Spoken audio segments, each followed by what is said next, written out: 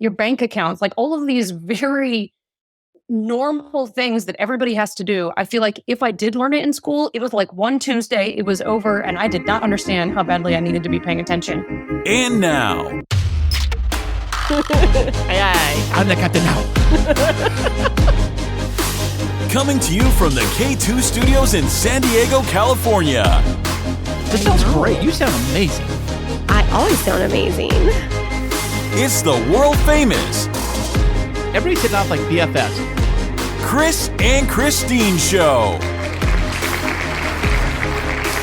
Hey, what's happening? How are you doing today? Thank you so much for listening, and I am Chris. And I'm Kristine, and welcome to episode 160 of the Chris and Kristine Show. Oh, fantastic. 160 official podcast episodes, baby. Yeah, absolutely. So that means that we've now officially crossed the quote-unquote 3-year mark, right? Like 52 weeks in a year times 3. That means, we know we've been podcasting for longer than 3 years, though, right? Well, we started this little fun adventure show in 2019, the summer of 2019, as a little hobby thing like, hey, you want to try a podcast? And you're like, I don't know. No, it wasn't. I don't know. It was, no, thank you. No, thank you. It's like a kid. I'm like, no, thank you. You can do it. I don't need it. No, thank you. Well, I said, come on, babe. It'd be so much fun. It'd be so much fun, you know? If I had set boundaries, better boundaries for podcasting, we wouldn't be here today. We would be here today. We wouldn't be here today, which means that you all would have missed out on this thrilling content for 160 episodes. You're welcome, world. You are welcome. And you know what the funny thing is, I remember when we first started, I was thinking that maybe, just maybe, we would probably just do maybe 3 to 5 episodes at the most and be like, it was a fun little experiment. We could go back to that. Now it's like every week you're like, are we going to podcast? Are we going to podcast? Are we going to podcast? Like, okay, so we had to skip the past weekend because I had been super sick and I literally was in bed like all weekend long, just trying to rest and recover. Even SuperBowl, like everybody was downstairs partying and I was upstairs just like laying in bed. And I came down for the first time and was like, finally, everybody was gone. The house was a mess. You had just barely started cleaning up, but not much had been done. And then you come in and you lean against the wall and you're like, so are we going to podcast tonight? And I'm like, I can barely speak because my voice is so froggy. You may hear it. I call it my husky voice. Sexy, really. It's like when smoking a pack of cigarettes. I don't know why guys think it's sexy. Like, they're like, ooh, that sounds so good. I don't know. Maybe it's probably something to do with the same thing with like, if you see girls that are like in mechanics outfits, that kind of stuff. You find that attractive? Maybe. You make no sense. So anyways, you were like, what did you say? You were like, can we podcast or something like that? Yeah, I was just asking you like, you know what? Here's the weekend. We're coming to the end of the weekend and we haven't released an episode yet. We haven't even sat down to record yet. And I have to go back to work and you have to go back to work and we're all busy. So I'm like, well, hey, are we going to podcast or not? Because it's the end of the weekend. Mind you, everybody, Chris only checked on me at 3:33, which was 3 minutes after kickoff of SuperBowl, and then left me upstairs for 5 hours without checking on me, without asking if I needed food or beverage. He invited all kinds of company over and was entertaining them downstairs. Didn't ask if we could have company. Yeah, I'm the host of the Moses. Yeah, didn't ask. He was just like, oh, we're having a SuperBowl party. And I was like, we're what?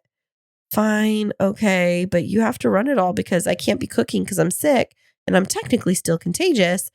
And so you didn't check on me. I was upstairs, just lethargic as heck, sipping on my ginger ale and, sneaking down and grabbing a few snacks here and there. And then like a little mouse running back upstairs to hide away and eat my cheese. And, oh, yeah? And then you come in and you're like, so are we podcasting? Well, listen. Clueless. Ladies, clueless. Yeah, speaking of clueless, that was a commercial in the SuperBowl this year with Alicia Silverstone. She reprised her role as Cher from the Clueless movie, and they did a whole commercial. And the truth is, like most of these SuperBowl commercials, I have no idea what the product was about. I was just going to ask what it was. But you remember the commercial about that kind of stuff. So you watch any of the SuperBowl at all? I watched the concert. I watched, the Rihanna concert that happened to be in the middle of when the Super Bowl was occurring. Because did you see the recent information is that there were more viewers for the Rihanna concert at the Super Bowl halftime show than for the actual Super Bowl? I didn't hear that like part. 5 million more viewers. I didn't hear that part. But what I did hear was that Twitter broke because people were commenting, Rihanna's pregnant? I know. Since when did a woman's fertility status become the subject of conversation? But, here's the thing. I loved the Rihanna performance because it was focused on the music. Oh, and not so much all the glam and dancing and craziness, and not, the fireworks. Right. I mean, there was a time where she paused for the fireworks, but people were like, oh, I didn't like it. Like, it wasn't as showy and da-da-da. It's like, that's the point is when you bring in a musician for a halftime show, you bring them in for their art, not for all of the other flashy stuff to distract from the fact of whether or not they can actually sing. Well, she was, I think, the first time a artist was physically pregnant to perform at a Super Bowl halftime show. Yes, that is accurate. And I mean, the floating on those suspended stages, that was incredible. One thing, I don't know if you know this because I've been doing a lot of research on the Super Bowl halftime show. Did you know that the artists actually don't get paid to perform? I saw that somewhere in a post that she didn't get paid, but what they do get paid in is actually coverage and being in front of like millions of people. But exposure doesn't pay my bills. It can. Well, I mean, if it's like, okay, so she was on stage. There's people like my mom or my dad might be like, who's this Rihanna person? Now they know. Well, when she was on stage, she opened up her Fenty compact and was like using her makeup and her lip gloss, which is her line of makeup. Oh, I get you. So then she's able to, promote some of her own stuff. And I could see how it would help with promoting some of her brands and her brand awareness because she launched the lipstick that she was wearing. She launched that color it dropped right at the beginning of Super Bowl. So then people see it and they see her makeup and it's like, this just dropped live. And so I see how they can monetize off of it. But I think it's really fascinating that Super Bowl performers don't actually get paid. They get a budget to produce and all of their dancers and team get compensated at the union level of the wages for the SAG-AFTRA performers. But she didn't get some huge wad of cash to walk away. It's not like a concert where you go in and you get a ton of money to perform. Something tells me that I think she will be just fine. Yeah, I mean, she's a billionaire. She's a multi-billionaire and a very smart businesswoman. So I don't know if many people know this, but she has not only her makeup line, but she has a women's intimate wear line that's been pretty popular for the last several years. Oh, I had no idea. I mean, how would I know that? Yeah, it's called Savage X Fenty. Ooh, crazy. And then Fenty is her makeup cosmetics brand also. And she has a lot of other things going on, but I just thought like it was very interesting. And I loved that she didn't announce her pregnancy. She just like showed up and did her thing and left people wondering. And then after confirmed it. Yeah. I mean, everyone was tweeting and talking all about it, wondering like she was pregnant because you're looking at like they have that little bump in the front. So, and some people were just saying that maybe it's just her post-pregnancy kind of like, bump that women have after they give birth. Because she gave birth like not that long ago, right? Yeah, totally. She's 9 months postpartum.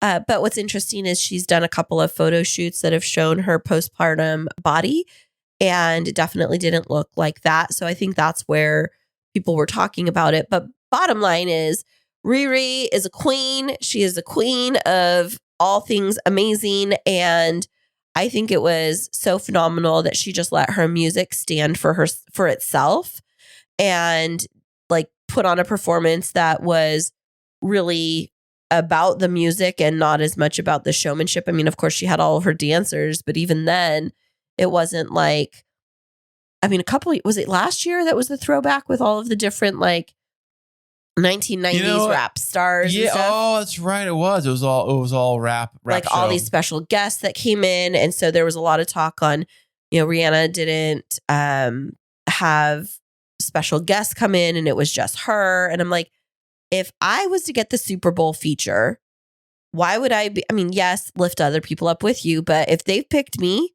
why would I be like, oh, I'm going to share the stage with you? It's like, let her stand as her own performer. Well, they tried that a few years. I remember a while ago, they had this like mismatch of like different artists and different things. And for a while, I remember after Janet Jackson had the script with the Nipplegate with the pasty that came off in the Super Bowl. I think it was around that time.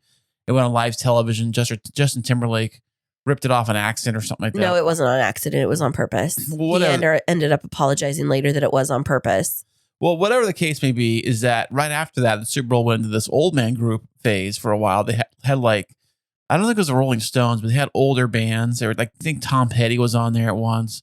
And let's talk about that for a minute, because you know me, anytime you give me a soapbox to talk about women's empowerment, that was one of the first times that a woman of color was allowed to have a position of prominence in the Super Bowl and in terms of performing. And then she was exploited by Justin Timberlake. Like, here, put a woman and put her, like, he's fully dressed, put her in this skimpy outfit and then stage it so that he does this ripoff thing and exposes her to the world, literally, and then make it like, then people turned on her and about, you know, how, you know, trashy or whatever they wanted to say. Nobody turned around to look at the man and be like, you created this situation. It all became around her. And then it reinforced people's belief systems about, you know, oh, well, male performers should be at the Super Bowl, blah, blah, blah. That was such a crock. And that was so long ago, too. It wasn't like 21 or 22. It was such a long time ago, I remember. 2001? I'm sorry. Yeah, 2001, 2002, 2003. Yeah, I don't know, but it still left a, you know, bad taste in people's mouths. I feel for Janet Jackson, but, you know, women, especially women of color, have had to overcome so much to be able to have the main stage to themselves as performers. I know that there was so much conversation around when Shakira and J-Lo were co-headlining the Super Bowl and they had to split the time. I love that one. That's my favorite. But the thing is it was the first time that a Latina was allowed to headline, and they didn't allow one. They chose two. Instead of selecting one and letting them have their moment, they chose two women to share the stage, which had never been done before, where they had to you didn't find two white male bands that had to co-headline. It was always you choose a headliner and they have an invited guest or 2 or 10. But women of color have had such a hard time being able to establish themselves as professional and being seen as being deserving of that stage, that for Rihanna to be able to take the stage and be fully clothed and not expose her skin and to just perform was, I feel like, a statement of power. And I'm like, I was all into it. And then after she was done, I turned it off. I don't even know who won the game. Oh, really? Nope. Who won? The Padres. I thought so. Thank you for telling me. I appreciate that. The Kansas City Chiefs won, of course. And Patrick Mahomes did what they always say they're going to do. He went to Disneyland. And in fact, the very next day at Disneyland, they did a full-on parade up and down Main Street where he was on the parade float, waving to everybody, the whole crowd, the whole Disneyland thing. Then he went on Jimmy Kimmel I think that same night or the next day. So that was really what happened around Super Bowl, and why we missed last week. We didn't really put out a message of, hey, we're not going to put out an episode. It's just, we've been taking this approach lately of, yes, we're consistent with our podcast episodes, but we're also trying to balance that with, you know, living life as a family and being sensitive to each other's needs and health. And so I know that sometimes that means that we don't publish an episode for a week or so, but doesn't mean we don't love you any less, to our dear listeners. Yes, exactly. We appreciate you listening. Appreciate you sticking around. And in fact, if you were just listening, like batch listening to all these episodes in one time, then there's no breaks at all. So it's not going to make a difference to you at all. Yeah, absolutely. And, you know, I appreciate us being able to record this episode, especially with me traveling so much for work. Even though there's no weddings happening right now, it's definitely a busy season for me, work-wise and consulting-wise and all of that jazz. And, you know, you've been super understanding. I was wondering, how is it that you make it through when I'm gone out of town for so long? Like, do you eat and shower? Sometimes, yeah. Actually, I do. I'm not like some sloth that sits here on the couch and watches Netflix all day. Hey, speaking of which, I can't find the remote for the TV set. I don't know where it is. But so Which remote? The one for the Netflix remote. I couldn't find it. Oh, it probably slid into the side cushions or something because I tend to watch Netflix every night. I'm on this binge run right now, Chris, that I don't know, something about like Grey's Anatomy is soothing to me. I'm watching. That has got to be, that show gives me the chilly willies because it's all blood and guts and like surgeries and like, brain surgery and heart surgery and guts, people getting killed on the operating. It's like one of the worst fears ever is going to the hospital and going in for surgery, That's so bizarre. I mean, I have a very different perspective growing up with a mom who's been in the medical field, and she was an ICU nurse for much of my like teenage years. And so dinner table conversations would be about gross, bloody stuff and things like that. Well, she wouldn't show you pictures of them, would she? Well, she couldn't because of privacy issues, but she was going through school to become a nurse when I was growing up. And so there would always be textbooks with, different images and things like that. And she even had some of her best friends would send their sons over to have the talk, when the quote unquote talk with my mom. Interesting. About, being safe. We're going to keep this family, we're keeping this episode family friendly. Let's call it Disney friendly. But I will say that my mom had some very graphic photos of worst case scenario of what would happen if you were promiscuous. And she would show those to the male children of her friends. As you do, yeah. And would say like, this is your body. This is your body on, not being safe. Is this what you would like? And so definitely grew up around that. So it really doesn't faze me. There's only certain things on Grey's Anatomy that trigger me, but also because I dealt with an incurable disease as a teenager, and I had to be in the hospital a lot and have multiple surgeries. I think you just get used to the blood and guts.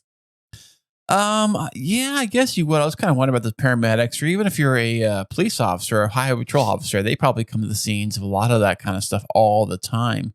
And it's got to be just, you got to get used to it. And I think one of the harder things is probably to tell the family and loved ones that whoever passed away, and you have to really break the news to them and try to be comforting as you can, but also you have a job to do to get, what you got to do to get out of there. I guess same thing with a doctor, like in the show Grey's Anatomy, when they're telling, oh, so-and-so passed away at this time or that, or we got to tell the family. And it's got to be one thing I'm always curious about surgery or going through surgery, because I've never gone through actual surgery before. Wait, what? I've never gone through it. You've never had surgery? Never. Come on now. What? Come on now, babe. No, seriously, I didn't know that. Like that's blowing my mind right now. I've had stitches done, that kind of stuff. But you haven't had tonsils out or anything like that? Anything they put me under for? No, never. I've never had. You've never been under anesthesia? No, that's the thing I was going to ask you about. Is that when you go under like that, I've heard horror stories where people wake up during the surgery and they can't do anything about it. They wake up and see everything. They feel the pain. No, that's super, super rare. And normally your anesthesiologist can tell. Because if you wake up, your eyes are going to be open and they're going to see you that you're actually awake. But or they do it just like give you a shot of something, put you back out. Yeah, they push stuff right in to knock you back out. But so I've had multiple surgeries. I'm trying to think of how many I've had. So I had in high school, I had 4, and then I had Ezekiel. So that's 5. And then I had a surgery when Ezekiel was 18 months old. So that's 6. And you were out for all these? Oh, yeah. Major surgeries. So in high school, my 4 that I had were because I had this disease that the only way to manage the symptoms was to go in and remove some of the tissue and the growth to help clean things out. And it was in my reproductive system. And so for that one, they were laparoscopic. So they just cut little 1 inch or 1.5 inch long incisions, and I had 4 of them. And they would just reuse those same entry points each time that I had to have my surgeries done. So those scars, they just look like you can barely see them anymore. They just look almost as if there was a burn, like a little burn in a line. But for the anesthesia, it's crazy because when they put you out, you don't dream.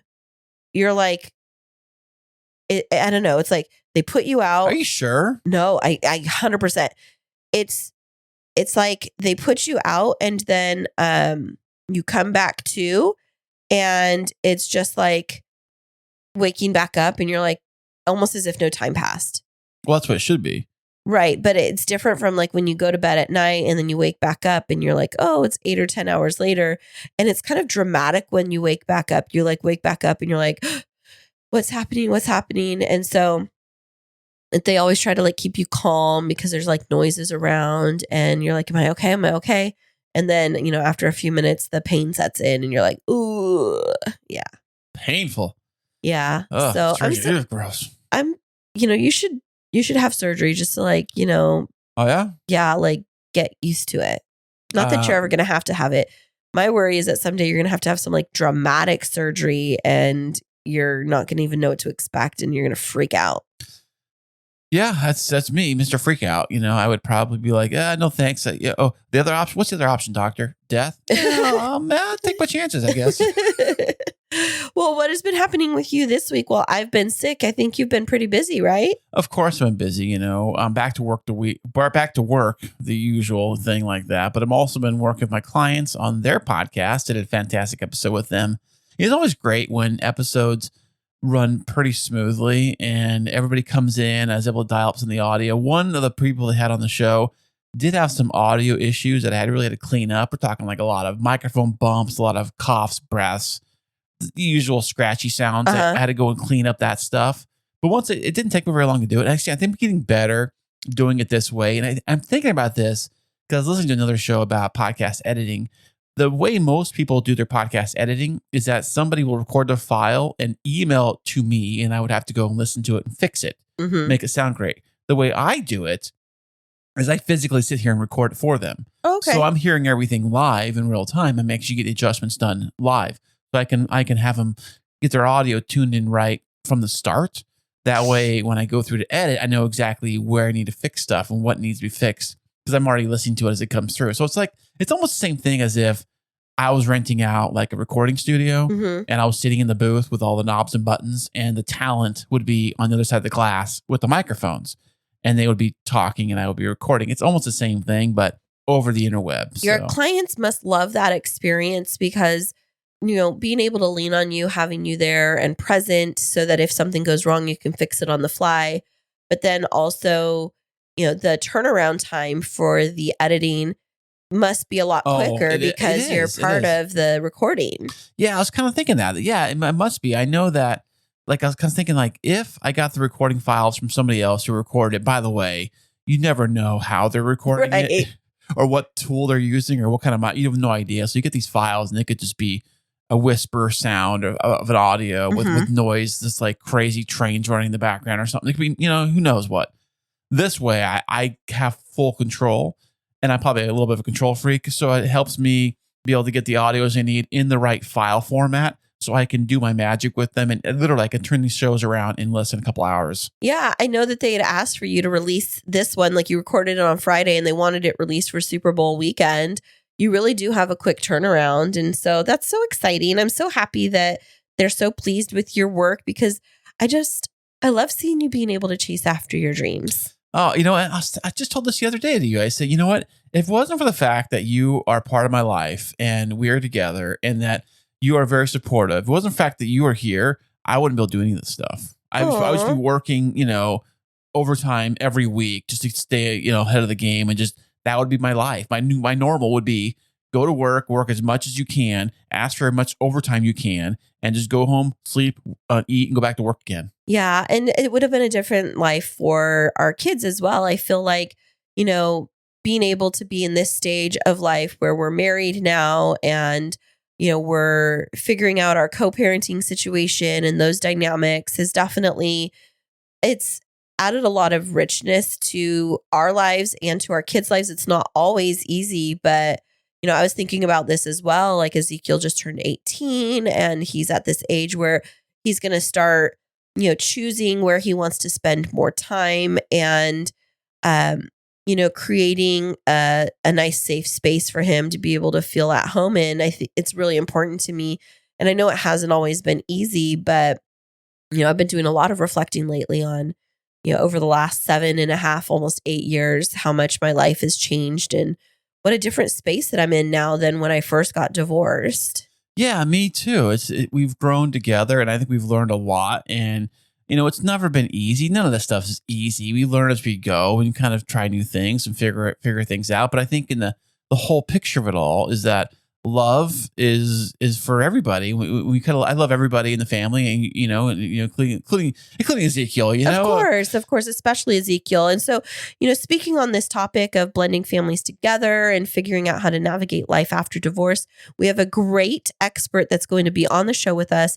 That's going to be talking about this dynamic, but a little bit more from the child perspective. And we're going to be back with her right after this. Enjoy listening to podcasts and ever wonder, can I make a podcast? But it seems so complicated, and good audio production can take time. What if there was a way to create an amazing podcast easily? Well, now there is. Introducing Podcasting Made Easy from Podtastic Audio.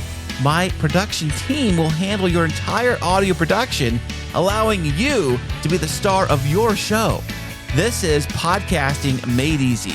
How easy? Well, so easy, you don't even have to press record. Now that's easy. Your listeners are waiting. Let's deliver. Sign up for a free strategy call today at podcasticaudio.com/easy. And welcome back, everybody. Today we have another fantastic VIP guest, a soon-to-be doctor. She is an author, a certified divorce coach, a wife, and mother. Welcome to the show, Leslie Holthoff. Thank you. I'm so excited to be here. Hey, Leslie. Thanks. The crowd goes wild. Thanks for showing up today. We appreciate it. I love it. It must be because they know the struggle of the doctoral student, where they're like, the fact that you have time in your schedule to actually be here with us is a miracle. So thank you.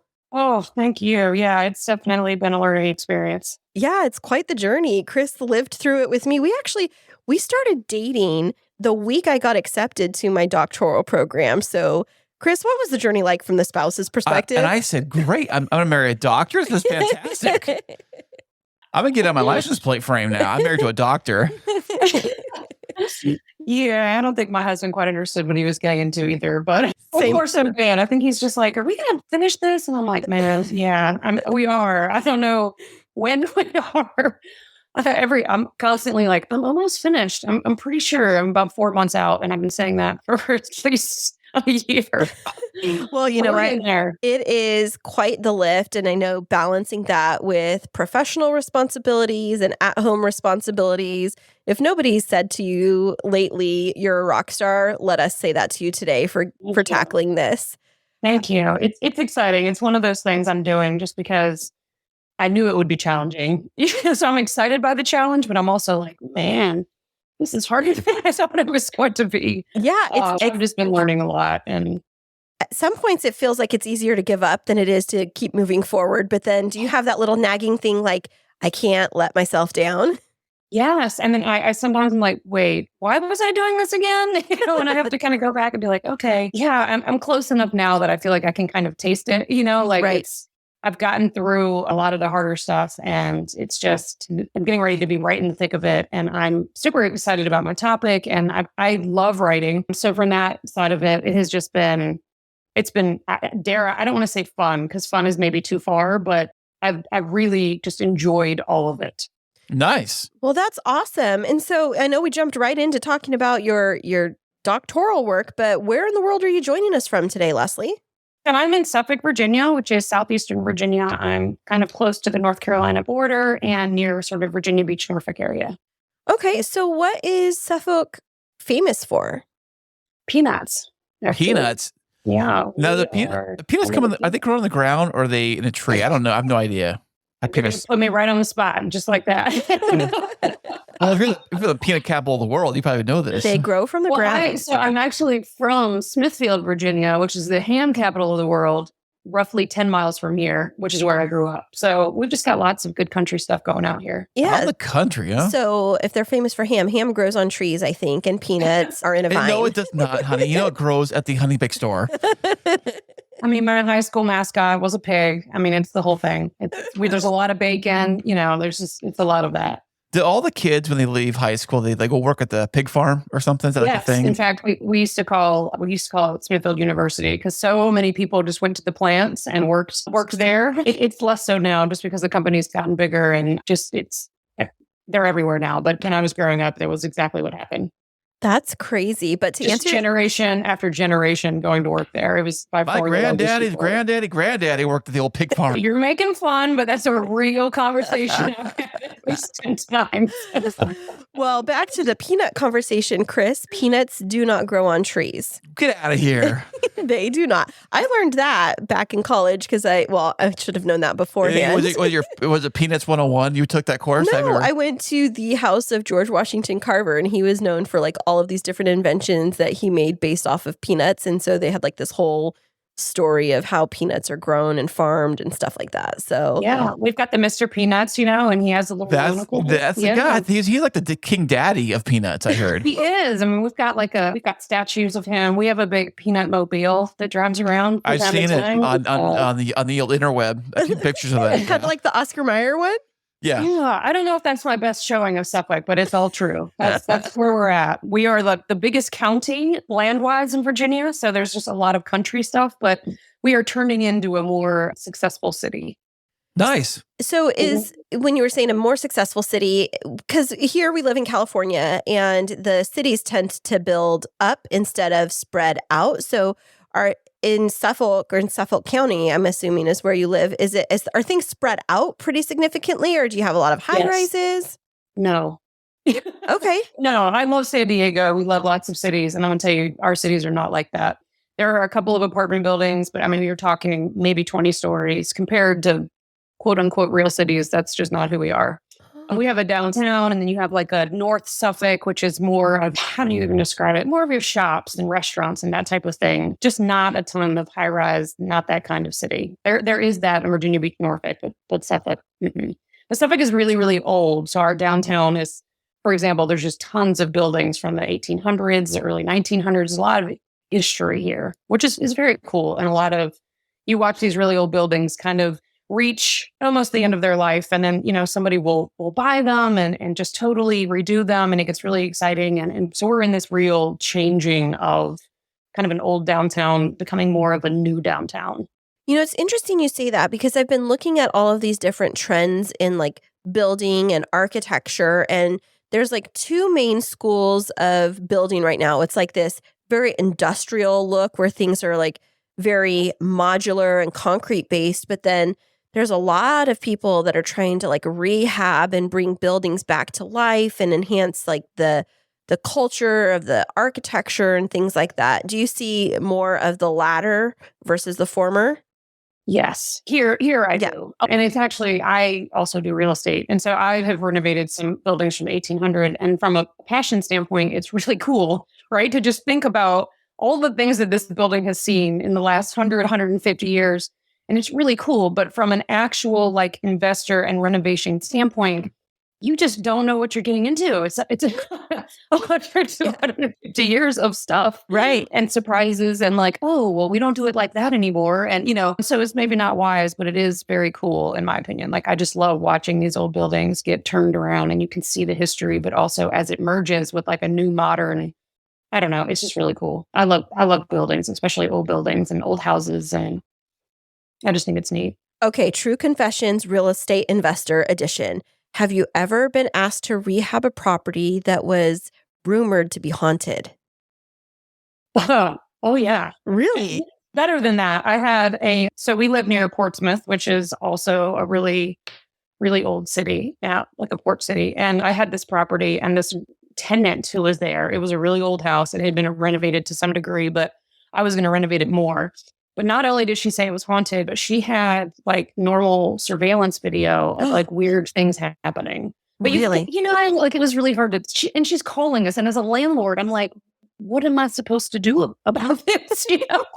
I'm like, what do you, and so basically she would send us videos, and it would look like, if your watch has got the sun coming in the window and there's like the, and it's like sort of bouncing around the room. She would send us like that and like things on her wall, like shaking. And, to this day, I don't know if she was crazy or if there really was some ghosts. I don't know. I don't know. But that was one of our strangest landlord situations because she just kept calling us. And I was just like, I don't even know where to begin with how to do this. Like your AC goes out. I got a guy. I didn't have a ghost guy. It's just Man. The Ghostbusters is actually like in the phone book. I was seriously like, okay, like I guess we need Ghostbusters. I mean, it was just, oh yeah, and it was sort of something she just kept calling over and over. So that was challenging. Oh, that's so crazy.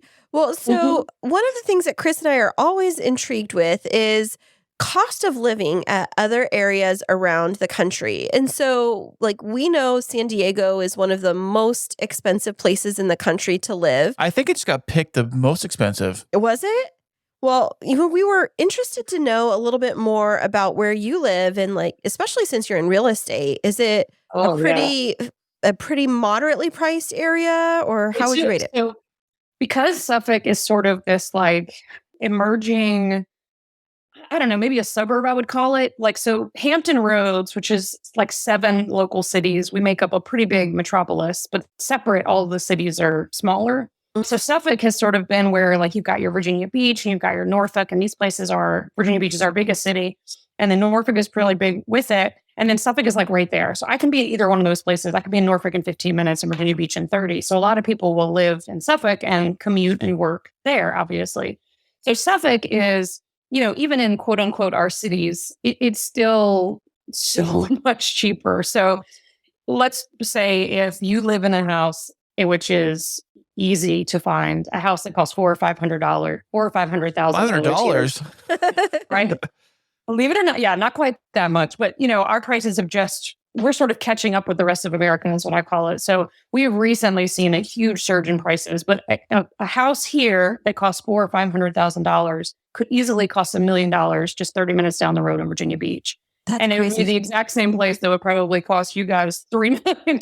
Yeah. I mean, it's wild, but you're in the country. I mean, you're driving 30 minutes to get to work, and you're driving, and we have tons of bridges and tunnels, and traffic is not always that much fun. So you got to really decide what you want, but you absolutely can have a mansion here out in the country that would be just out of most people's reach in any of the bigger cities. And is it a pretty nice place to raise a family?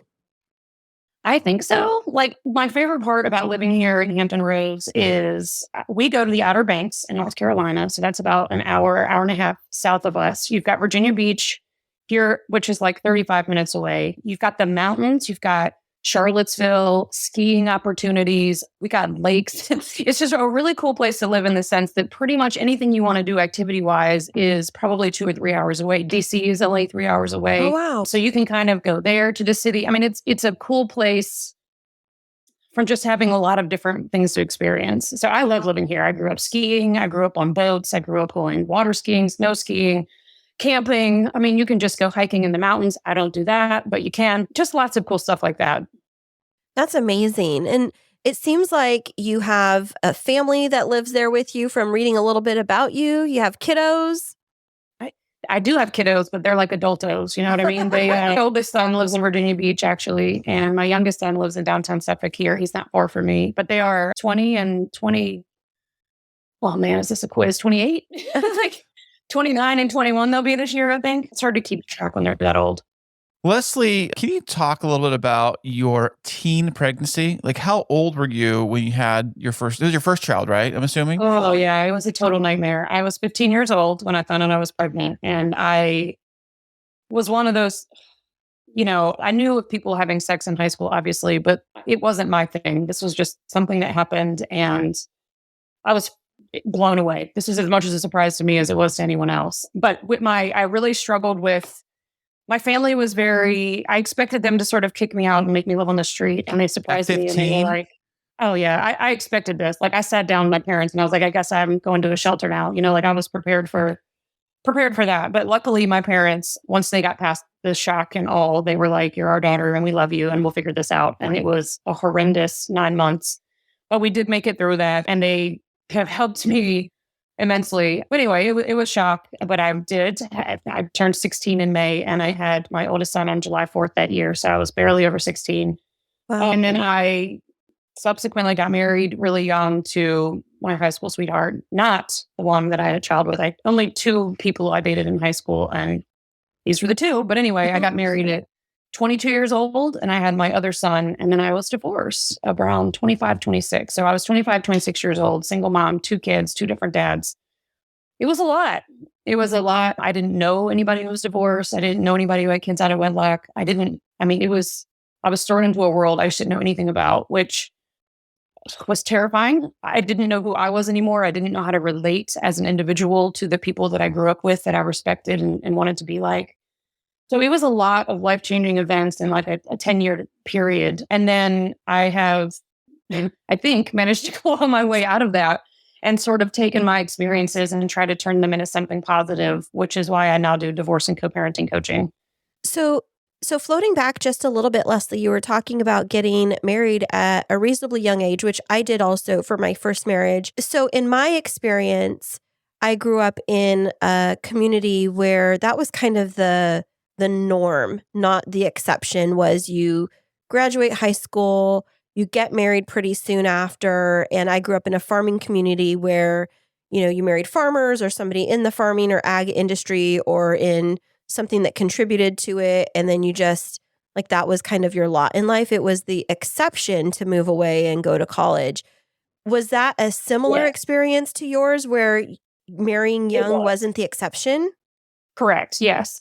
And most of my friends went off to college, but even when they kind of came back, they still got married fairly young. But it was almost like I went through 2 different friend groups, which is odd. But, a lot of my friends got married.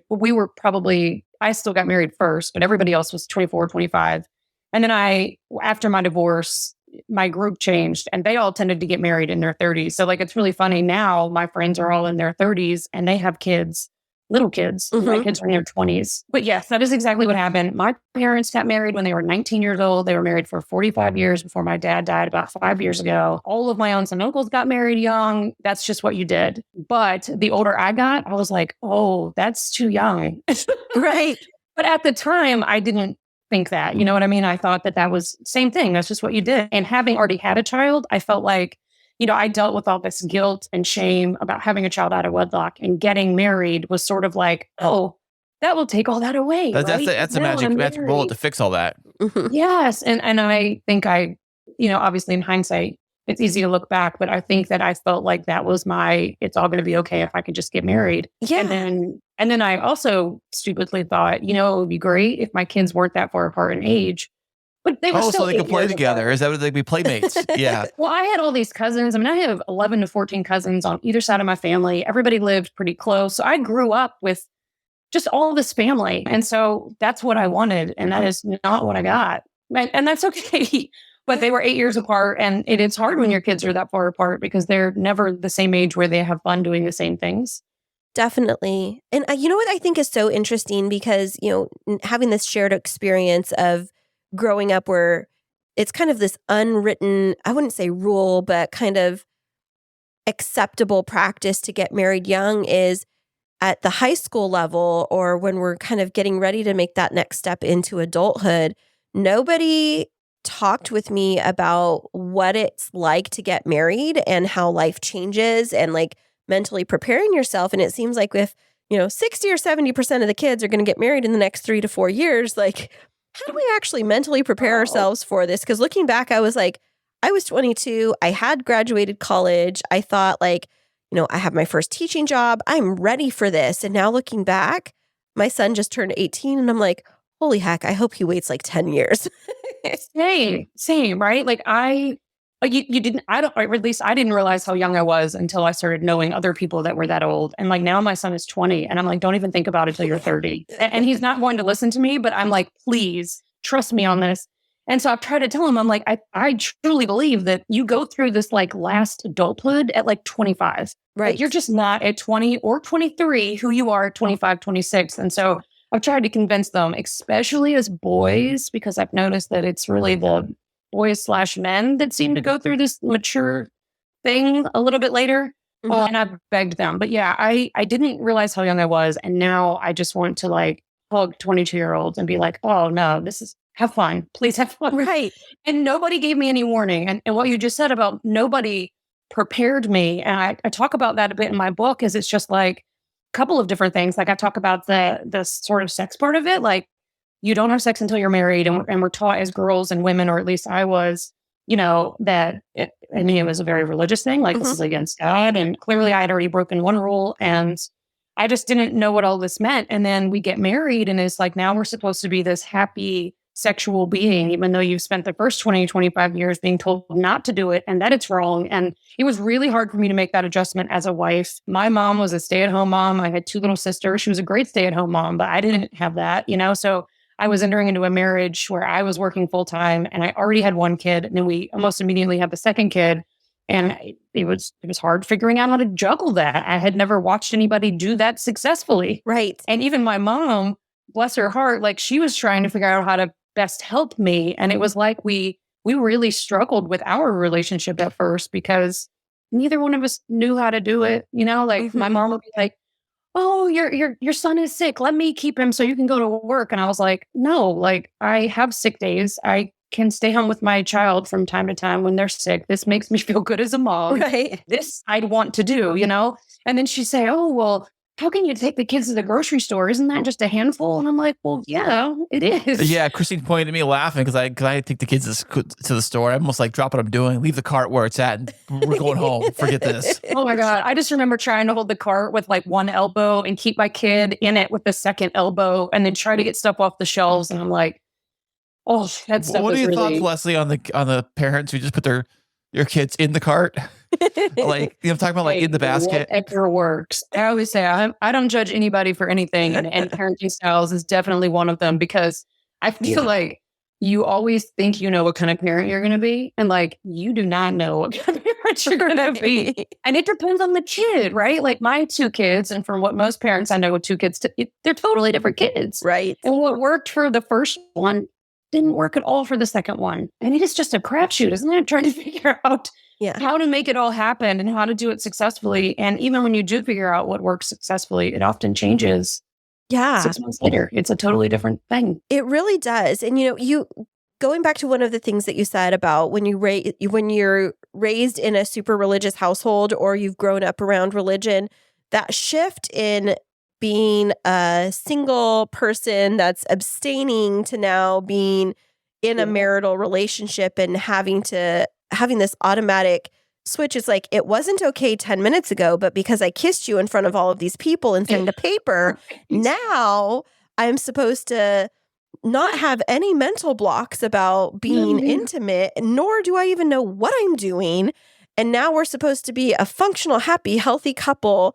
There's so many things that go into that I think can set up so many of our young couples for just so many emotional challenges when they're newlyweds.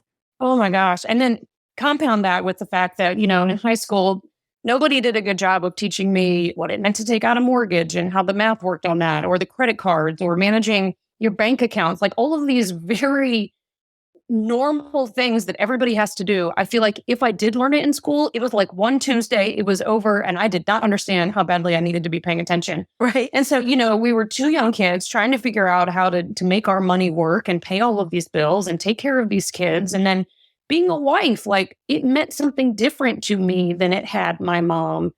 And, like I had no idea what I was doing. I didn't know how to be a good me, much less a good wife. And so I always say that I lost myself in my first marriage. And by the time I left because I no longer recognized the person looking at me in the mirror.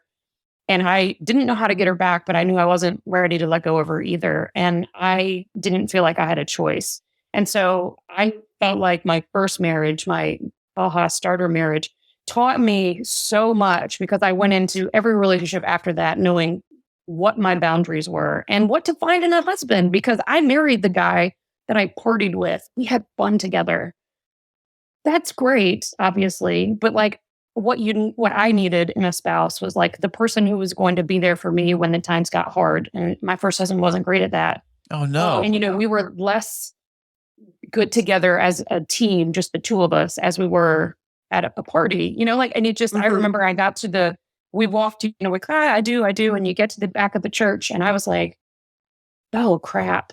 Like it was that quick for me that I was like, oh, now what do we do? When the party is over, the actual party part, like, are you going to help me take care of these kids? Are you going to help me pay these bills? Are you going to help me figure out how to deal with sick parents and, just life? And we did not do well at all the real stuff together, but we did have fun at parties, that you have to. But nobody sat me down and said, that is just the tip of the iceberg. The other stuff is so important too.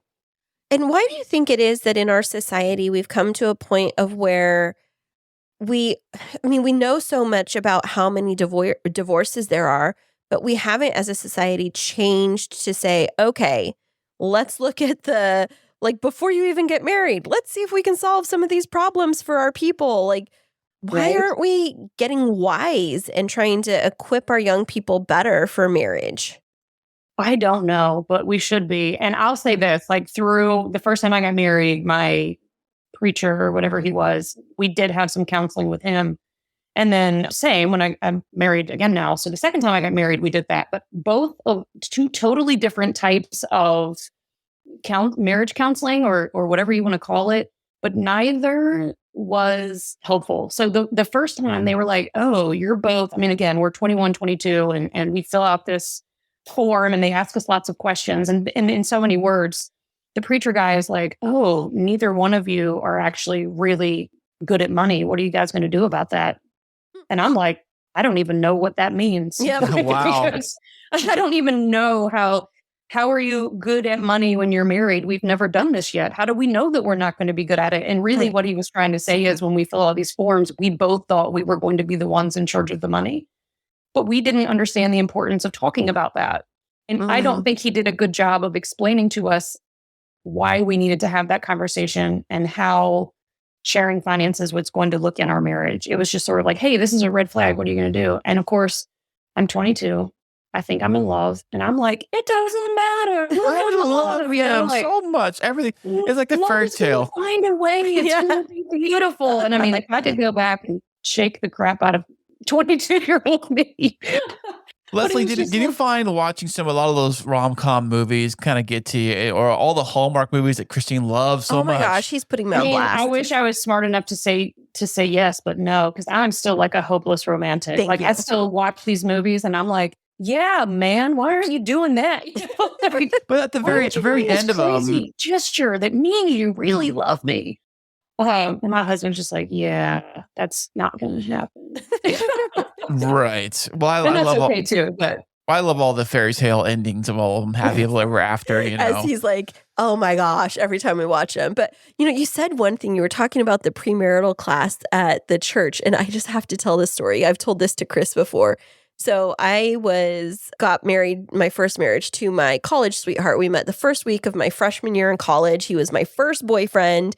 Raised ultra conservative, and this is no dig on anybody else. I was into it. That was my life, was church and church leadership and all of that. And so we did the whole several month long class. First of all, we started the premarital counseling class, and they sit us all down as couples in a room, and they're like, just letting you know that some of you won't make it through. And we were like, what? Like, what are you talking about? Won't make it through? Like, is there a test? And they're like, no, through the process, some of you may realize that maybe you're not ready for this step. And I was, the competitive one in me is like, we're going to ace this. We're committed. And then, they go through do your little inventory of your love languages and of your spending habits. And then came the intimacy talk where they separated the men from the women and they put us girls in a room.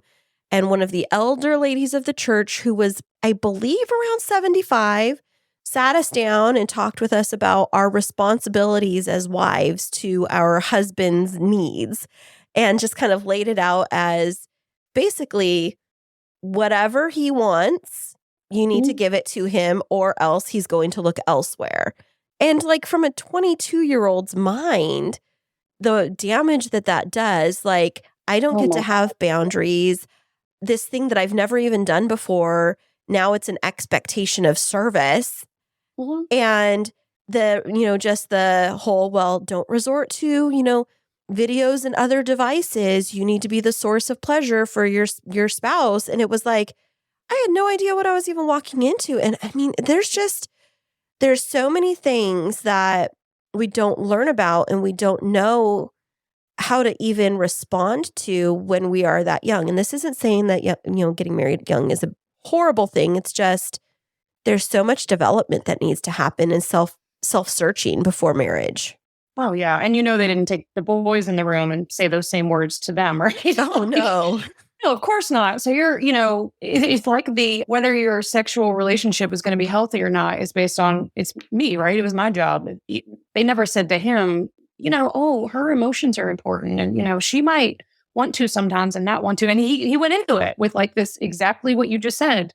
We believed everything we were told. Mm-hmm. And it was just sort of like, oh, this is my job, and making it a job, really not the best way to start off, Mm-hmm. And it was awful. And I didn't know who to talk to about that. I didn't have the kind of relationship with with any adult where it was like, oh, let's talk about sex. How's sex in your marriage? This isn't going well. What should I do? Like, I didn't have that. Right. Of course, we didn't have the internet. This was, a long time ago. So I just felt so lost and conflicted. And it's nice now to realize I wasn't alone in that, because I felt very alone in that back then.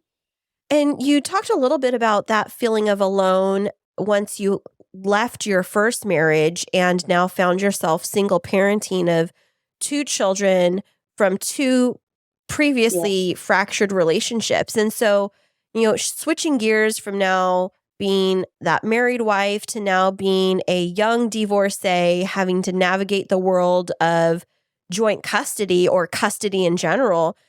What was that experience like for you?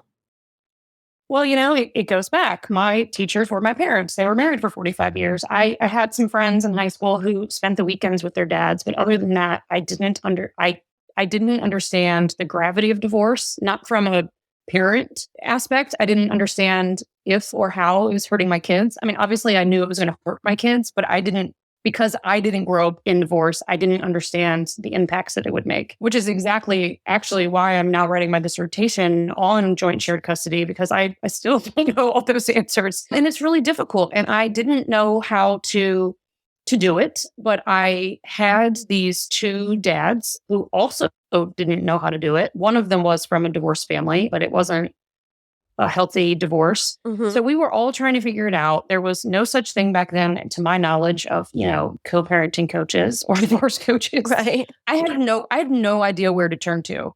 And, I did have one friend, it was a guy, and he said to me, and it was the best advice I got. I mean, I'm 16 years old and I lost all these friends and I'm going through this teenage pregnancy. And I'm starting to understand that I'm going to have to teach this human how to be a human whilst still being a child myself. Mm-hmm. So I'm starting to really look at the magnitude of this. And what he said to me is, he was like, I don't care how hard this gets for you. Never, ever, ever say a bad word about his dad to him.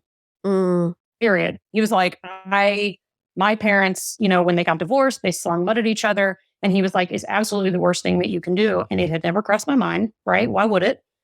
And I took what he said to heart. And I made that my number one rule, because it was the only thing that I knew for a fact would affect my kids, because I heard it from somebody who was a kid and dealt with it. And I took it to heart. And it is still the number one advice that I give people. Like, never, ever, ever, ever do that. It's hard. Yeah, I was just going to say, so really that's something that Chris and I talk about, but how did you do that, especially when you needed to vent? Of course, you don't want to do it around your kids, but you still have to be able to get that out at some point. So what was your channel for being able to process through all of your frustration? I was really lucky. I just have a really great group of core friends who've been there with me from the beginning and can listen to me. But one of the things, I went to my mom and I expected her to be completely unhelpful, right? Because I'm like, you and your 40-year marriage, what do you know about me? And she basically says to me, she goes, do you really think, and I went to her, I forget what we were fighting about, but me and one of their dads were fighting about something having to do directly with, one of my sons. And I was just so upset. And she says to me, she's like, Leslie, she's like, you think that married people don't fight about kids? She's like, that's all we fight about. That's mainly what we fight about. And I was like, oh, yeah, I guess that is true. And I try to remind people that I'm like, everybody's co-parenting. Even if you're happily married to your kid's, other parent, you're still always co-parenting, and not talking bad about your spouse in front of your kids is still Yeah, pretty that would be a important, good thing, you I would know? think. Yeah. I mean, and I never, so my parents did this thing where they thought fighting in front of the kids was bad, which is sort of sounds great. It's like, oh, my parents never fought. No, they didn't. That means I didn't learn how to fight. I didn't learn how to have healthy conversations about improving our relationship. Yeah. And so, including how to handle difficult conversations about what's best for your kids. So it was just something else that I had to learn on my own. But thank God I was obsessed with psychology and reading. And I was able to say, okay, look, I have wonderful parents. I have a ridiculously charmed life, but I'm not able to raise my kids in that situation. And I have to figure out a way to do this that works for us. And it was a lot of try and be wrong. It was a lot of, and I'd like to think that because of that, I can speak now to a lot of people and say, look, I did a lot of this the wrong way. Mm-hmm. It took me a long time to figure it out, but there are definitely things that I took from it that I think were right. You know, you brought up a really interesting point that I was just simmering on when you were talking about the not fighting in front of the kids and the models that we have. And, you know, it's interesting. Chris and I had a little friction this morning, and we were sitting, we sit and have coffee together every morning. And it was over just, you know, just regular relationship topics, communication and stuff like that. And communication wasn't going well this morning. So it was like trying to resolve it, you know, and then one of the kiddos, our 10-year-old, came downstairs. It's Chris's biological son, my bonus boy. And he's kind of like tiptoeing down. And we weren't yelling, but it was like, you know, you can tell that there's some tenseness and we're trying to work through stuff. And he kind of like tiptoed. And part of me was like, oh, well, we should stop talking. And I'm like, actually, I was thinking in my head, our kids need to see us working through disagreements without, you know, screaming and throwing things at each other. Yes. It's hard. Yes. And that's so hard to do because I was brought up, you don't fight in front of kids. You don't have these conversations in front of kids. But I think it's a bit of a disservice. Obviously, if you're fighting in the way that you fight is screaming and yelling and throwing things, you know, that's not great to do in front of the kids. But having discussions and disagreements about anything is great to have in front of your kids because they get to see how you compromise, right? They get to see how you listen and then respond and hopefully aren't interrupting each other nonstop. And that's how they're going to communicate. And if you don't give them that basis, they've just got to start from scratch. And it's just going to take them even longer to have healthier relationships when they get older. Absolutely.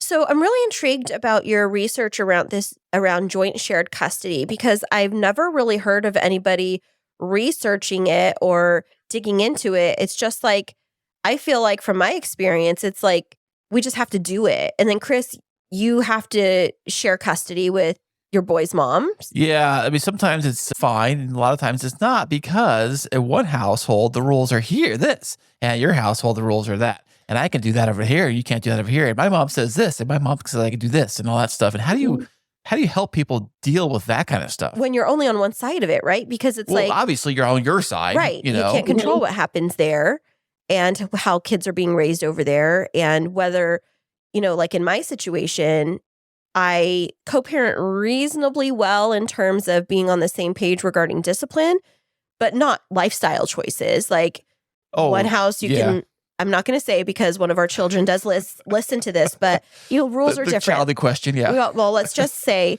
rules are different. And I'm not speaking ill because, again, our children listen to this. But what's the research? How do we approach it? And what are you hoping to accomplish?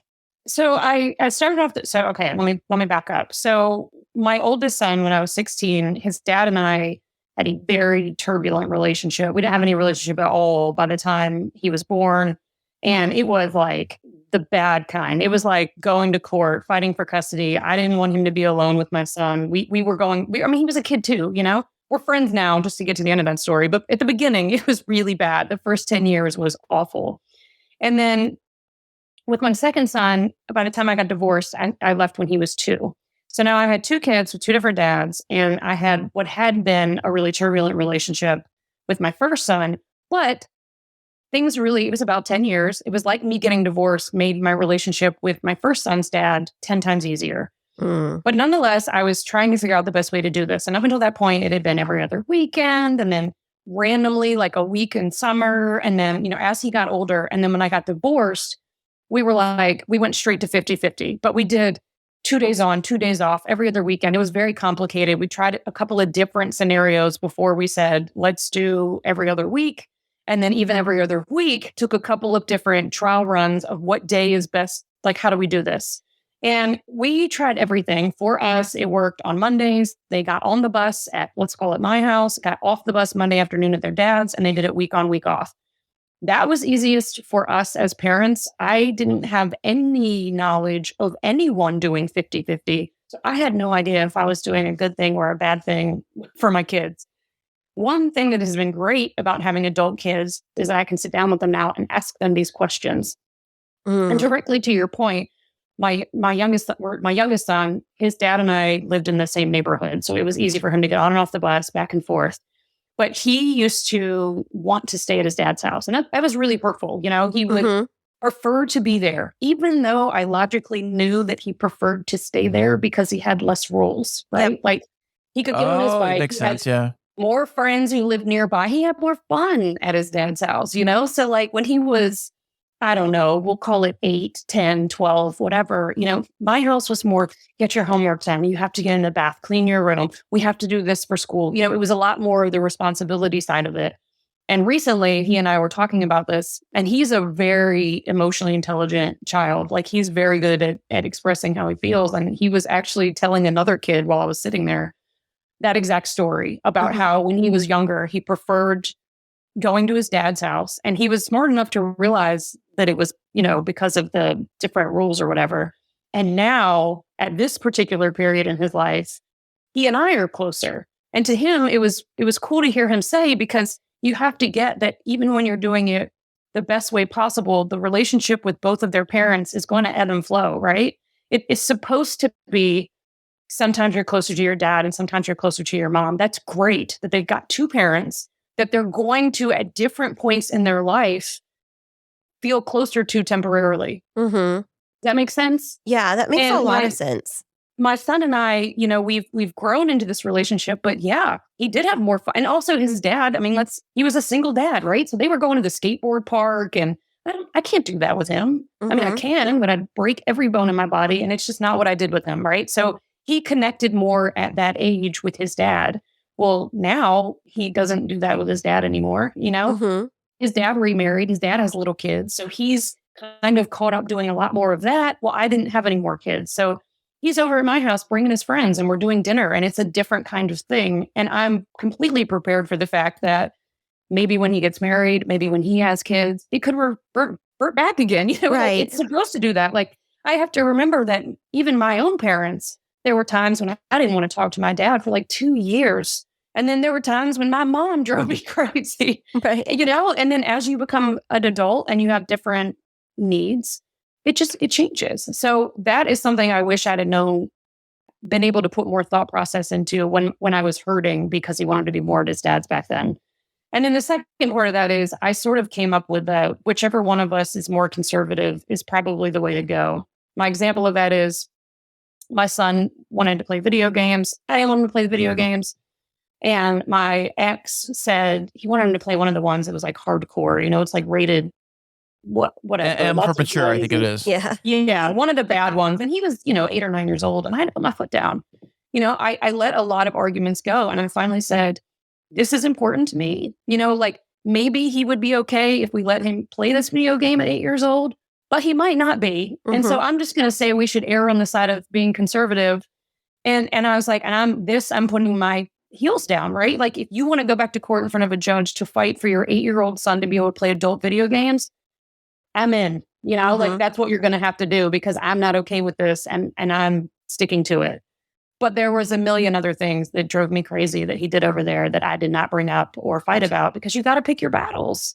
Yeah. And honestly, I like to think that the kids are better rounded people by having seen two different ways of being and growing up. And it will be interesting to watch how mine relate that to their own kids one day. It's interesting that you bring all of these discussions up because they're things that Chris and I encounter because we've been married now for just over 2 years and we came together with children from previous relationships. I had my son pretty young And Chris waited a bit and had Less kids. smart thing to do, as he say. That's right. That's Yeah, right. and had kids a little bit later. And so But I married young. Like, she was young, so maybe that was I married young, you married old. I was old. I married someone young, so I think Yeah. that's what my mistake was. But no mistakes. But the difference is like, having co-parenting shared custody of one child versus co-parenting shared custody of two children. And then like in my dynamic, my son does like to stay with his dad more. We let him, and he lives about 350 miles away. So we let him live up there during the week. He comes down here when he wants to. Used to be every other weekend, but, as he's getting older, being flexible with that. Whereas we have the shared custody of the 50-50 on the other side, and the kids are moving back and forth. And so in your research, do you dig into the different shared custody models and pros and cons, or what is it that you're trying to get out of it? So I really wanted to focus on the 50-50 because to me, that's just what I ended up doing. And so again, I didn't know anybody doing it and I just really wanted to look into it. So I have not completed my own personal research yet, but a couple of things that I've found in doing my research to bring to my dissertation is I have found some feedback on how healthy the 50-50 is, in the sense that the children apparently have a much better bond with like their grandparents because they're with their parents, I think, for a whole week. So they tend to, you don't feel so bad when you're like, we're going to go out on Saturday night. I want you to stay with your grandparents. Or, when you only have the kids every other weekend, you're not going to give up that Saturday night to get a babysitter so frequently because you value your time with them because you're only there for that, if that makes sense. Right. So I thought that it was really cool to read that. I, again, don't know if I'll find that further in my research, but that was really interesting. And then other than that, again, there's so many different ways of doing 50-50. There's very little research on it. Let's start there. That's the second reason I decided to focus on that is there's nothing. And what they have looked at is, okay, you're a parent, you're doing 50-50, and they ask the parent questions. Or I had found a couple where they did some interviews with the kids, right? Oh, you're 6, you're 9. What do you think about going back and forth? But nobody had ever asked, nobody had ever asked these kids once they grew up. So like my kid is 20. He will not be obviously part of my research, but I want kids like him who spent the majority of what I'm looking at as more than 5 years in a true 50-50. And I want their perspective now. You know what I mean? Like it doesn't do anything to me to know how you felt about it at 8. Like I just really don't feel like you have enough comprehension of why you're in that situation and what the alternative is to really give me the kind of feedback I want. But now that you're an adult, I want to know, looking back, how was it? You know what I mean? Like, is this sustainable? Is it good advice to give people to do 50-50? Because truly, I had no idea. And are you looking at the different 50-50 models, like the on a week, off a week versus the splitting the week in half?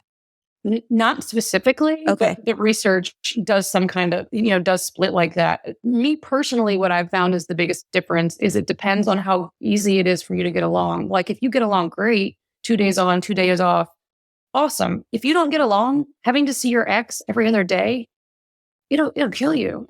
We couldn't do that. We did not get divorced under good terms. He hated my guts, rightfully so. And so like I would realize originally you were like, we'll switch on Sundays. My anxiety, the second my eyes opened on Sundays, was out of control and I couldn't handle it. And finally the Monday solution worked for us because the least we saw each other, the better. So this way it was on the bus, off the bus. You're not coming to my house. I'm not meeting you halfway. Like it was golden, but it took us a long time to figure that out. And my oldest son's father lived in Virginia Beach. So for us, it was on a weekend, the traffic was crazy. I had to commit an hour and a half to driving back and forth. And so that's the other thing is that 50-50 only works if this geographically makes sense. It also works if the two of you are able to communicate and be co-parents, because if you're in each other's lives that much, you have to talk all the time. Leslie, what do you think is the ideal? Like, what do you usually see the 50-50 usually happen? Like, what they usually do for their custody? Is it a week on, week off? Is it a month on, month off? Is it what is the most common? Unofficial answer to that, meaning I can't prove this, but it feels like people always start at the couple days on, couple days off because they think they won't be able to handle not seeing their kids for a week. And yeah, it makes sense. Most of them end up doing week on, week off. And that's so interesting that you bring that up, because from the step parent perspective, Chris and I were having this conversation. And so in our dynamic with Chris's boys, they come to us every Saturday morning and we have them until Tuesday. And so the implications of that is, because Chris works he works nights, Tuesday nights through Friday nights, we never, and I mean never, have a weekend to ourselves. We don't get dates. And so that puts a lot of pressure on us. And now that the kids are 13 and almost 11 and can stay independently for a couple of hours by themselves, I've been wanting to bring up the conversation, but as a step parent, don't know if I have the right to say, okay, can we discuss this custody arrangement to see how it can work better for all of us? Because from my perspective, I mean, we literally had this conversation this morning as part of our friction was, I work all week long and then come home to, preteen, emotional, hormonal, lashing out at me kids. And from a step parent perspective, it's there's no break. That's hard. Yeah. Yes. And I was, as a single parent, I wanted my Leslie time, Right. It was important to me. I wanted those weekends. I had wine fests I was trying to go to, and I traveled on the weekends with my friends. And selfishly, I mean, I was 25 years old. Right. You know what I mean? And I had a kid at 16. I didn't get to do all the fun stuff. And trust me, I tried to make up for it during the time of being a single mom afterwards. And I personally, I'm not sure how I would have made it through without that time for me, because I lost me and I had to re-find me. Right. Yeah. And then, of course, when you remarry, I was single for, 7 or 8 years or something like that. And when I had to go through all this stuff, my husband now does not have kids. So taking somebody who never had kids and being like, oh, by the way, now we got these 2 kids and 2 different, completely different co-parenting styles and arrangements. And it's hard. It's hard even when everything works beautifully, So to me, one thing that got me through all those parts is just that it's temporary, all the parts about kids for me. I hated the car seat part. I hated the diaper part. I honestly hated they're all playing sports 5 days, all the time, no time to yourself. It's just hard. And then one day, I swear it was just over so fast. And then that part of parenting changed into something else that was hard in a different way. But one thing lightened up and something else changed. And then one day it was whoa, so they're out of high school now. That was fast. It did not feel fast. Yeah, that's right, Kristine. Yeah. I mean, I am on the tail end of that right now. I'm my son just turned 18 2 weeks ago. And I'm oh, we're not going to have to co-parent in that way.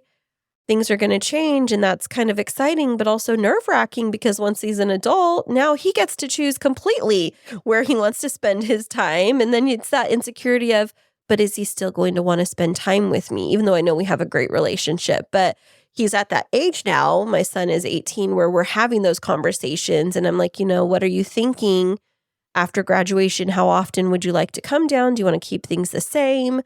And him now being that quasi-adult, being emotionally mature enough for us to have conversations around hey, bud, I'm a little nervous that maybe you're not going to want to come see me as much anymore. Can we talk about that? And him being actually mature enough to engage in the conversation is something that's huge learning for me. It's a hard period. So my son, again, he'll be 21 in September, but he graduated just last year, June of, I guess, 21. I don't even remember, but he's been moved out for a year. And going from when he could drive, right? That was a big step. When he could start taking himself to sporting practice and he could drive himself to his dad's and back, that was huge.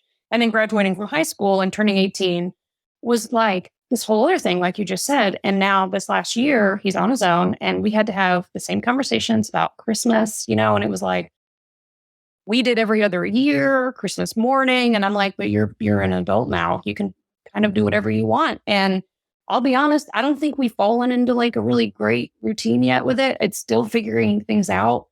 And as my boys, I tell you, they don't feel much more mature at 20 than they did at 12. So sometimes I'm just not sure. But I'm hopeful that, it keeps changing. I keep telling myself, he's 20, he's going to be a totally different person in 2 years. And he's trying to figure this out, Right. his dad, he lives a little bit closer to me than he does his dad, and that plays into it. And again, I don't have any other kids, so they come over. He comes over here, he brings his friends. I'm like, let's get Chick-fil-A. We're going to do dinner, and it's easy. It's harder for his dad to do that because he has smaller kids, and they already have a dinner routine, and so we're all still figuring it out. And I feel like, again, every time we figure it out, it changes. Do you think, Leslie, that when he goes to his dad's house with the little kids there, that he's kind of like the afterthought, not the main focus? I think that he feels that way. Yeah. We talk about that a lot. And for him, he remembers mostly having his dad to himself. I mean, he was, I want to say 14 when his dad had kids, maybe 13, 14. And so he went from being the only child and of course, also in there, my ex got remarried. So now there's another mom figure. And then they had 2 more boys. And he is great with the boys. He's great with kids in general. In fact, they all just went on this skiing vacation together. And it was really cool. I'm watching all of his TikToks, skiing with his little brothers. And it was very cool. But I know that they are currently trying to work on what their relationship means with him being an adult and there still being these other kids. And how to be an uncle, or how to be a big brother, but he feels more like an uncle sometimes because he's so much older than them. And it's hard. And I know we both struggle with that. I mean, I still struggle with how he's fun and I enjoy spending time with him, but he's still 20. And sometimes I feel mom-like and sometimes I feel friend-like. And he's just not adult enough yet for us to be on that friendlier level. So we go back and forth and it's great when everything's great. And then when he does things that are stupid, it's harder. And a 20-year-old boy does a lot of things that are really stupid. And it's funny because obviously I talk a lot about co-parenting. That's what I do. And it felt like when we got past high school, I wasn't going to have to deal with the back and forth with his dad. And I swear I've talked more to his dad in the past 3 months. I mean, it is just I'm like, hey, did you talk to him? This is what he's doing, and it's, he got a speeding ticket and, he had What? Oh my God. Oh, did he get a speeding ticket? He got the speeding ticket of all speeding tickets. Was it triple digit? So no. Okay. But let's just say it was very close and the speed limit was very low. That hurts. What kind of car did you get him to drive, speaking of which? All right. First of all, my son graduated from high school and he got a good job. He was trained to be a welder. So he was making really good money for a young kid. And he bought a Subaru WRX. Do not recommend. They're all-wheel drive. They're fun. He got the manual. Of course. It's very fast. I know what you're talking about. Chris is a car guy. Oh, yeah. And his dad did say, he kind of warned me. And I was like, yeah, whatever. He'll be fine. Our child is so smart. But it turns out he's just like every other 20-year-old. It's like the insurance companies know what they're doing with that high premium. They're like, you want to be like, how dare you prejudge my son? They were so right. How many Costco parking lots has he done donuts in? That's what I know. I don't even. That's God. And let me tell you, I really wish I couldn't see his TikTok. You know what I mean? Sometimes social media makes it where I'm just like, oh, yeah, I don't want to watch this. Like, what are you doing? And that's a whole other thing that's so hard to know. You like being like, oh, his name's Hatteras. I'm like, oh, cool. That's what Hatteras is doing today. And then I'm like, that's what Hatteras is doing today. Terrifying. So, Leslie, with all that we've chatted about today, and thank you again so much for sharing all of your experiences, we know that you are a certified divorce coach. And so would love to hear from you a little bit about what you do and how this might be helpful for our listeners if any of these stories have hit home with them. Please. So I am a divorce and co-parenting coach. So I work with 2 kinds of people who are usually they're already separated, but not quite divorced. And I actually help them through the process. And that can mean everything from helping you get your papers together to take to your lawyer, which will save you a lot of time, helping you prep for mediation so that you can be more successful in that. So all of those pieces. And then also on the co-parenting side, I talk to a lot of people, maybe they've been divorced for 2 years, let's say, and their kids are growing up and they're teenagers now. And a lot of times I work with dads, for example, who maybe are having a hard time connecting with their teenage daughters and really trying to figure out better ways to communicate or better ways to connect. And so I work with these two different, sometimes it's the same person, right? Divorce all the way through, a little bit of time with the co-parenting, and sometimes it's just one or the other. But I like to take where I was lost in divorce, and I've tried to help my clients just be better prepared. And I always say that, you've got this whole team. You hopefully have a therapist. You've got a financial person. You've got a lawyer. And what your coach does is they really help you focus and bring your best foot forward when you're talking to your other members of the team.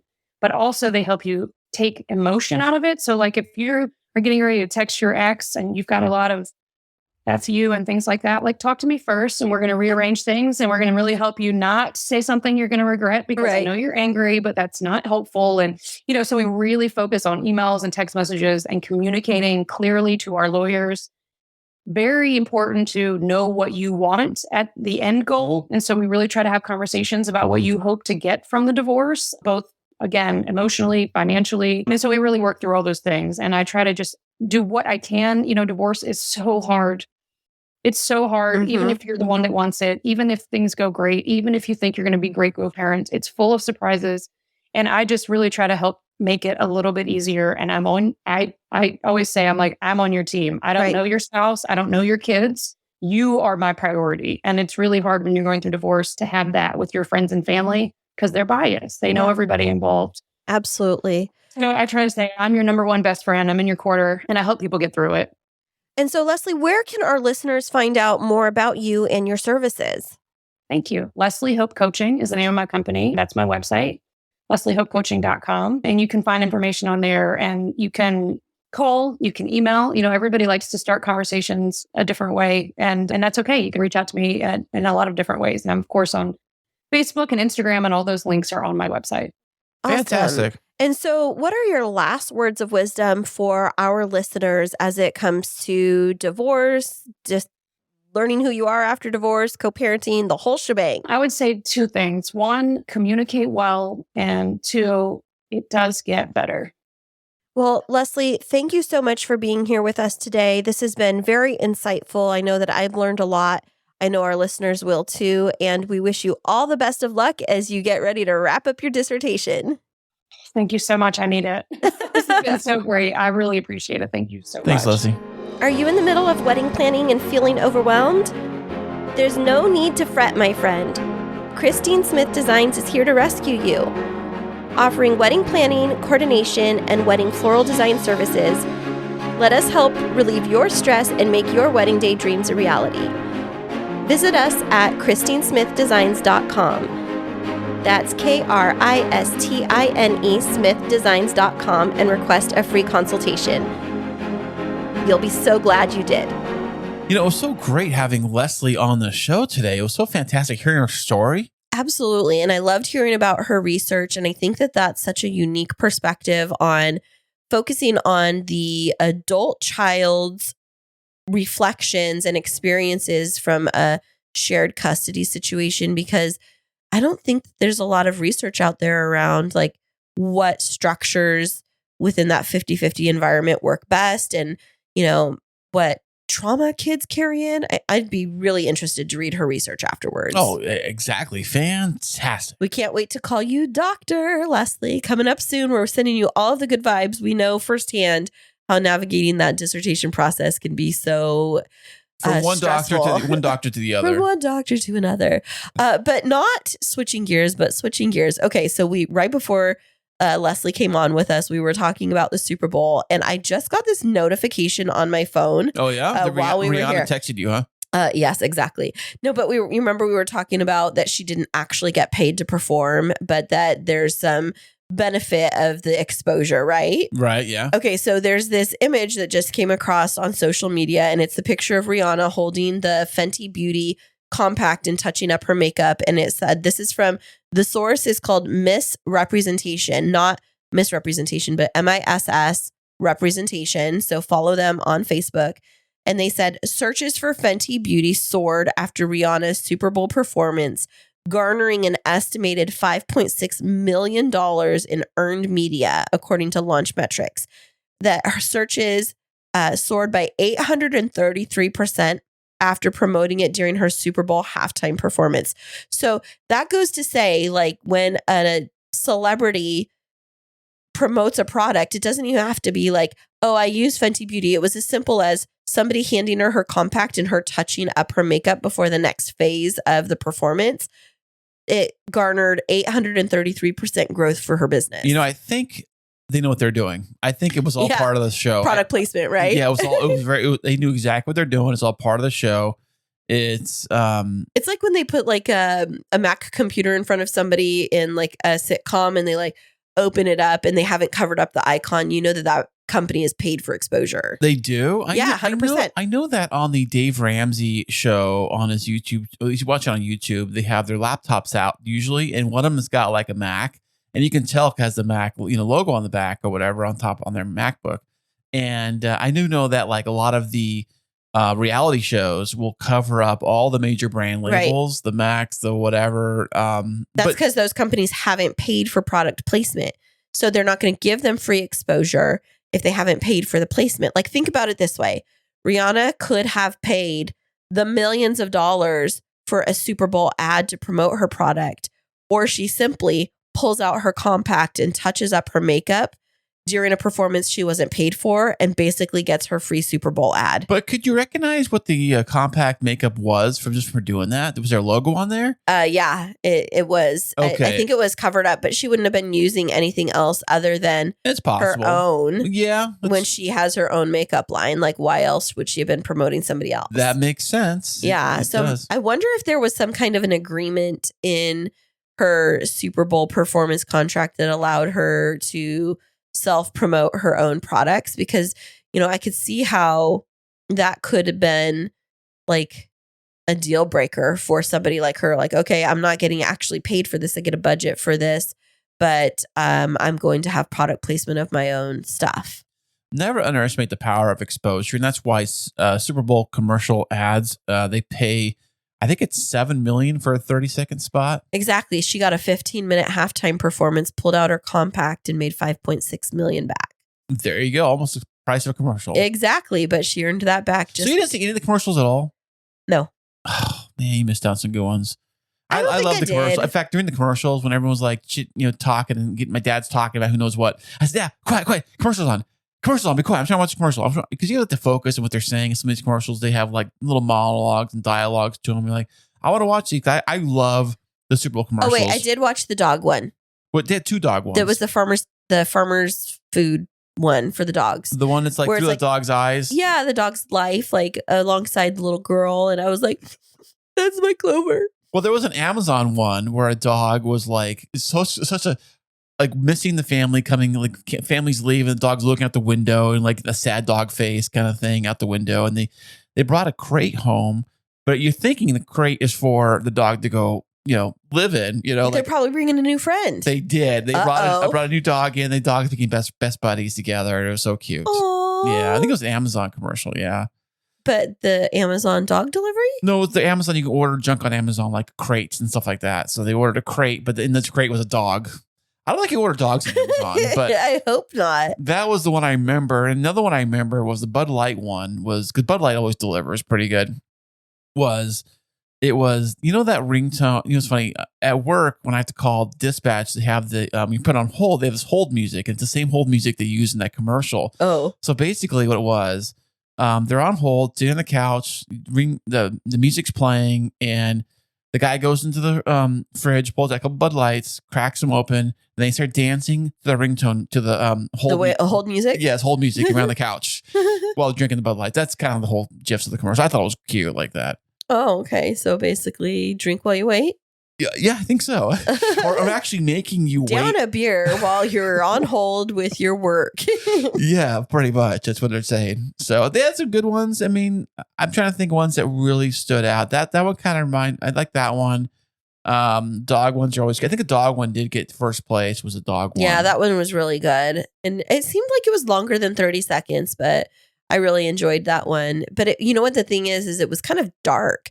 The edits on it were kind of darker. So you had to it didn't look like really bright lighting. And I've been noticing that in some of the commercials where it's, we get so used to things being overproduced and over brightened that when people go normal in terms of like the editing quality of the video that it seems so dark, like lo-fi, and it's just interesting to me. I like a lot of bright colors. Me too.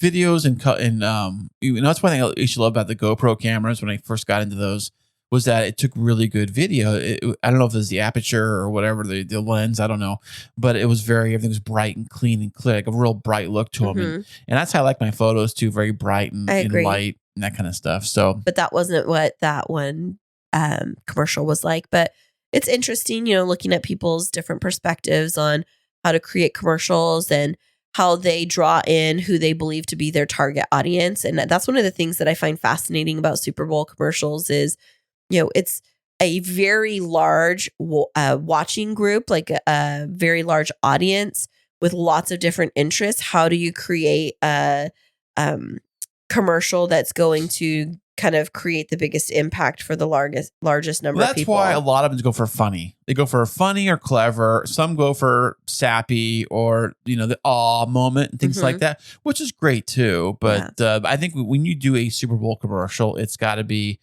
unbelievable. It's got to be, we're talking big budget here. I mean, just to place the ad is $7 million. Who knows what it costs to actually create these ads? I mean, they got actors in these things, movie stars in these things. Right. I heard that Ben Affleck and J-Lo were in like Dunkin' Donuts. That one was my favorite. That's my absolute favorite because he's working the drive-thru. I don't know why, but he's working the drive-thru at Dunkin' Donuts. And people are like, oh, I know you. And they're like taking selfies with him. And he's like trying to work the register and do all this stuff. And then all of a sudden J-Lo comes through the drive-thru and she's like, what are you doing here? Is this what you're doing when you say you're at work? He's like, I got to go, guys. I got to go. And then she's like, well, don't forget my donut. Don't forget my coffee or whatever. I thought it was great. That's so funny. I'm happy for Ben and J-Lo and Bennifer. Well, I think it was Bennifer with when he was with Jennifer Gardner too. Yeah, well, two Jennies, Jenny on the Block and Jenny from I don't know. Anyway, so any words for our listeners for this week? They've heard us rambling about Super Bowl. Well, I hope that you have a fantastic February. I know as we cross over, we just had Valentine's Day and love is in the air and also a cold chill is in the air. It was raining earlier. They kind of go hand in hand. I think it does. February is kind of those weird months, where it's kind of cold, but it's rainy still. And like we get a lot of rain down here and don't let it ruin your mood. Don't forget spring is around the corner. 2023 is here. Yep. Spring is about to spring forward. We're going to get some blossoms coming out soon. So just make sure to stick with us. If you're having a low time, just rewind and listen to one of our fantastic episodes to lift your spirits. And where can they find those old episodes? Well, everything you want to know is at chrisandchristineshow.com. And you can find about our podcast, about our life adventures together, as well as learn more about Chris's services for Podtastic Audio. And you can find out about me with Kristine Smith Designs. And we're happy to help you with all of your life needs, right, Chris? As much as we possibly can, for a small fee of $999.99, 8 payments of $999, and 1 extra payment of $29.99. Thanks so much for listening to us, and we'll be back with you next week.